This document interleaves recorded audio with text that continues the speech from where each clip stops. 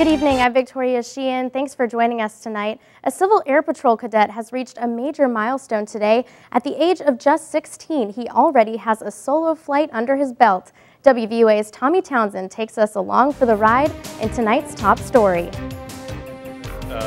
Well, it's kind of kept me contained. And just like that, Jacob accomplished something most kids his age have only dreamed of. I turned 16 and I soloed, and soloing is where you fly the plane by yourself. It feels good. I like it.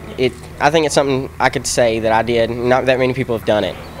Jacob learned the do's and don'ts of aviation from his father. As a father, I felt a lot of joy watching my son take off for the first time. As an instructor, there were no worries in my mind whatsoever. He's been ready for this day for a couple of months now, and the birthday was just a formality for him to be able to do this adventure. And right now, a plane is the only vehicle he can legally operate alone. Unfortunately, the DMV is closed today, being a Saturday, so Jake was able to solo before he got his driver's license. So it'll be next week before he can legally go down and be able to drive for the first time by himself. Just because Jake's gone on a solo flight doesn't mean he has his pilot license yet. This is actually just the first step. I have to get a whole lot more hours. I have to go on some cross countries. I have to do some night flights, and you can't get your license to carry other people until you're 17. His goal is to get his license on his 17th birthday. Both father and son have a love for the sights and sounds of flying. It's really beautiful. You can see a lot. It's a little hazy during the summertime, so you can't see that far, but you can see down. It's pretty neat. It's wonderful to get up in the air and look down with a God's eye view and just see what our Father's created for this earth. For Alabama's home team, I'm Tommy Townsend. Jacob needs 40 more flight hours before he can qualify for his pilot's license. Organizers are inviting West Alabama's general public to attend Memorial Day services on Monday at Veterans Memorial Park. Gulf War, Iraq War, and Afghanistan War veterans are being asked to attend as there will be a special focus on those soldiers. Highest-ranking Tuscaloosa native Lieutenant General John Caldwell will attend. Jeffrey Brown with the Tuscaloosa County Veterans Memorial Park Association says honoring those who served every Memorial Day sends a vital message to all armed forces. We need to honor those who have served, those who have paid the price for our freedoms. If we cease to honor those who have served, then those who will want to serve will be fewer and fewer. If you would like to attend, the events begin at 9 o'clock Monday morning with patriotic music, and the formal service takes place at 9:30 at Veterans Memorial Park in front of University Mall. Tuscaloosa City officials are making plans for how to spend $16.6 million in federal disaster relief funding in the wake of the deadly April 27th tornado of last year. City Council is scheduled to vote this coming week on 8 projects proposed to receive the money. Several council members have endorsed Mayor Walt Maddox's plan to put $11.9 million into improving streets and low-income housing projects. The mayor's plan also includes projects to help development of a City Walk recreational trail that would trace the tornado's 5.9-mile path of destruction. Another $3 million would go to loan programs for homeowners and business owners displaced by the storm. And Tuscaloosa City school leaders are making changes for their next meeting that will cover Alberta Elementary's continuing recovery. School spokesperson Leslie Bruinton told us the meeting is set for next Thursday night, but it's been moved to the Boys and Girls Club in Alberta City.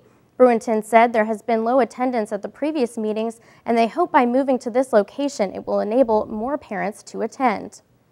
And that meeting is set for Thursday, May 31st at the Boys and Girls Club of West Alabama near the J.C. Park in Alberta City. It starts at 6 p.m. And continuing our look at education, a new formula for calculating graduation rates shows fewer Alabamians are graduating from high school. State officials say 72% of Alabama high school students are graduating. Under the old formula, the numbers were thought to be closer to 87%. Officials say the new formula is believed to be more accurate, but they say the results cannot be compared to the old figures. The Education Department says they will work with school leaders to interpret the new data. And for those that are graduating, it's apparently good timing, at least from the gift perspective. A new study by the National Retail Federation found that 1/3 of Americans plan to give a graduation gift this year. That's up from just over 30% last year. Total spending on graduation presents is expected to be close to $5 billion nationwide. The most popular gift is gift cards. Whether your child is about to leave home for the first time, or maybe that moment will be farther down the road, experts say it's important to recognize the very real impact of empty nest syndrome and how it can have an impact on parents everywhere. WVUA's Molly Mitchell explores this inevitable transition of life. High school graduations are a time of celebration and joy, but for parents of children who are planning to move from home, graduation day can be the reality check that their home will shortly become an empty nest. It's a great situation in that the family dynamic is never going to be exactly the same as it has been again, and that can be very difficult. The Pughs have 2 daughters that have recently left home, and before the nest became empty, they say they braced themselves for the move out. A lot of mental preparing for me, and we did go on a family vacation right before she left and had time, just family time.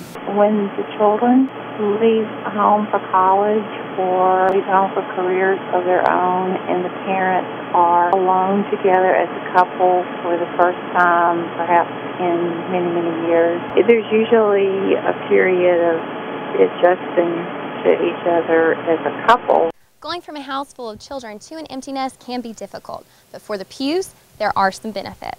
We don't have to cook as much, Right. that's for sure. We're very simple with what we do now, and we're not so much on a schedule. A lot of together time.